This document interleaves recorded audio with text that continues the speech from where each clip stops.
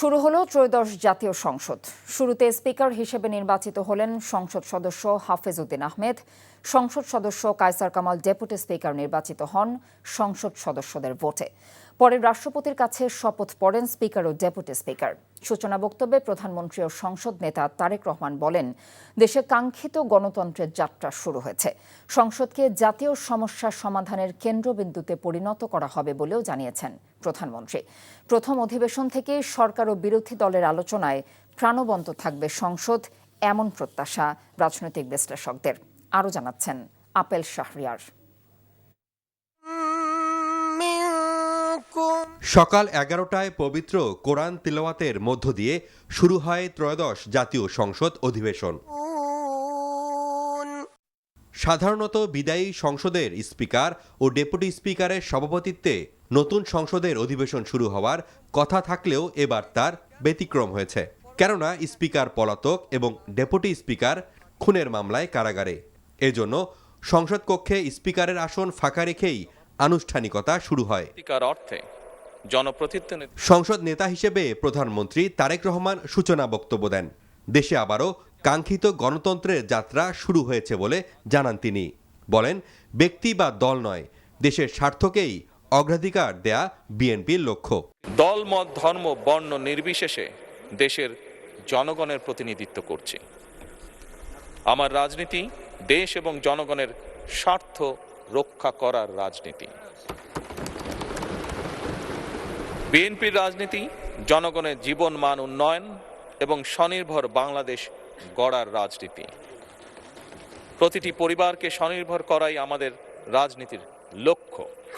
প্রতিটি পরিবারকে স্বনির্ভর করার মাধ্যমেই বিএনপি একটি স্বনির্ভর, সমৃদ্ধ, নিরাপদ, গণতান্ত্রিক বাংলাদেশ প্রতিষ্ঠা করতে চায়। এই লক্ষ্য অর্জনে আমি জনগণের সমর্থন এবং সহযোগিতা চাইছি। এই মহান জাতীয় সংসদে সকল দলের নির্বাচিত প্রতিজন সংসদ সদস্যের সমর্থন এবং সহযোগিতা আশা করছি। চিজি আইসক্রিমের সাথে ভেলভেটি কেকের মিশ্রণে পোলার রেড ভেলভেট আইসক্রিম, মন ভালো থাক। সংসদ নেতা তারেক রহমান সংসদের সভাপতি হিসেবে সংসদ সদস্য খন্দকার মোশাররফ হোসেনের নাম প্রস্তাব করেন। তার এ প্রস্তাব সমর্থন করে বিরোধী দলও।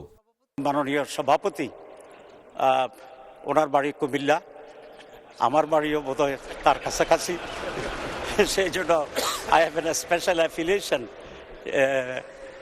ওনার সাথে আছে। উনি যে দলই করুন না কেন, আমি মনে করি দেশের সকল মানুষের ওনার প্রতি আস্থা এবং শ্রদ্ধা আছে। মাননীয় প্রধানমন্ত্রীর এই প্রস্তাবকে আমরা বিরোধী দলের পক্ষ থেকে পূর্ণ সমর্থন জানাচ্ছি।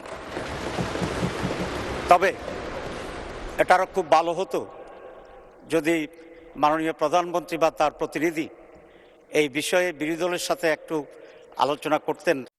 পরে সভাপতির আসন গ্রহণ করেন খন্দকার মোশাররফ হোসেন। এ সময় তিনি স্পিকার ও ডেপুটি স্পিকারের নাম প্রস্তাব করেন। স্পিকার নির্বাচনের জন্য মাননীয় সংসদ সদস্য জনাব হাফিজ উদ্দিন আহমদ বীর বিক্রম 117 ভোলা 13 এর নাম প্রস্তাব করা হয়েছে। আমি হাফিজ উদ্দিন আহমেদ বীর বিক্রম।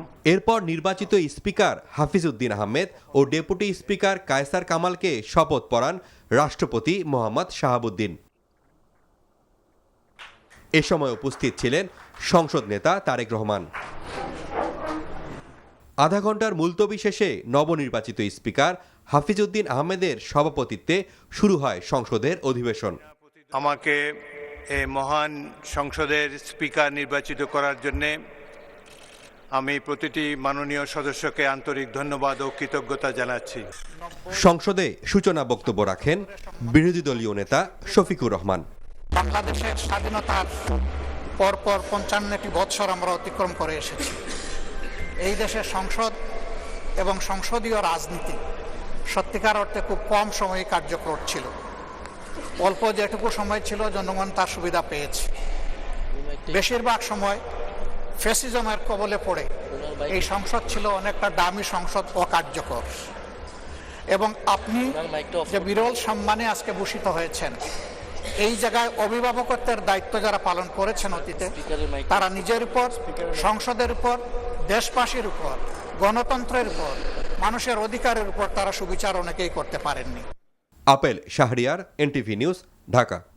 চিজি আইসক্রিমের সাথে ভেলভেটি কেকের মিশ্রণে পোলার রেড ভেলভেট আইসক্রিম। মন ভালো থাক।